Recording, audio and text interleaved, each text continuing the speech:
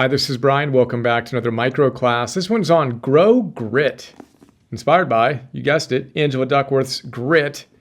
How do we grow grit? That's the whole point, right? So we know that grit is a function of passion and perseverance, but how do you grow it? Well, Angela tells us there are 4 psychological assets that we want to build. And she says there are 4 common reasons people quit, which is the opposite of having grit. She says sometimes we say to ourselves, I'm bored, right? Or the effort isn't worth it. Or maybe this isn't important to me. Or how about I can't do this, so I might as well give up. Those 4 complaints, she says, need to have these 4 psychological assets to combat them so you don't quit. Here they are. 1, interest. If you're feeling bored, you need to check in and say, do I really love what I'm doing? She says all the grit paragons she studied basically say, I love what I do. I don't kind of sort of like it, and I certainly don't hate it. I love what I do. When you have that level of intense interest and passion, you don't tend to get bored. Second psychological asset, to deal with the effort isn't worth it. Oh man, the effort isn't worth it. I'm just going to quit. Well, the gritty among us have the asset, the psychological asset of practicing deliberately, right? They want to get better.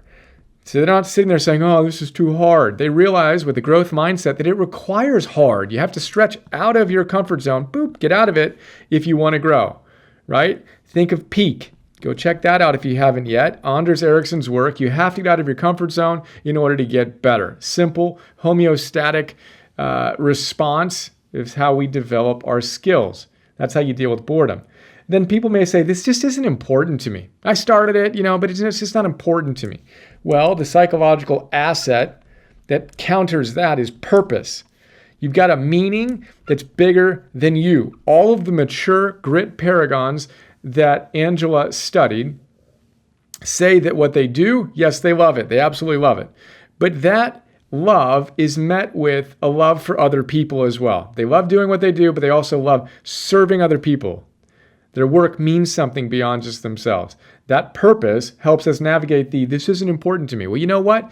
When you have a clear purpose, and we all have a clear purpose, when we have a clear purpose, we are inspired and fired up by that to move beyond that obstacle of this just isn't important. Well, this is why it's important. Be clear on that. What is the meaning behind what you do?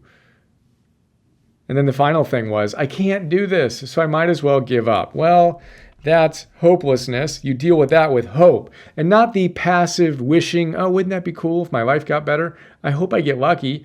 But the rigorous, resolute knowing that your life is going to improve, not by luck, but because you're going to do what it takes to make it happen. Angela jokes that if she was going to get a tattoo, it would be the Japanese saying, fall down 7 times, rise 8.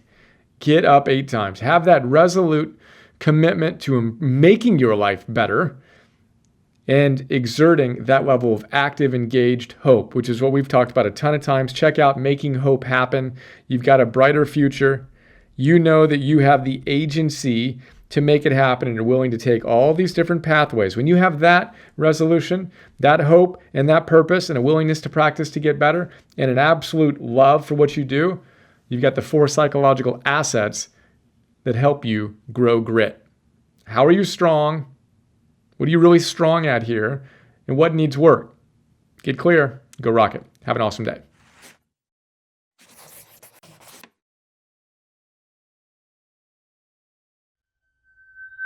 Isn't it a bit odd that we went from math to science to history, but somehow missed the class on how to live? For some wacky reason, Optimal Living 101 never made the schedule. Of course, it's too late to go back and change that, and you're too busy to read full-time to catch up. Yet, if you're like us, you're all about optimizing your life and actualizing your potential. So imagine this. Imagine having someone read the best books on optimal living and pulling out the big ideas that can truly change your life. Those sections you asterisk and underline and mark all up. Then imagine that guy, me, connecting those ideas to other great books and helping you apply them to your life today.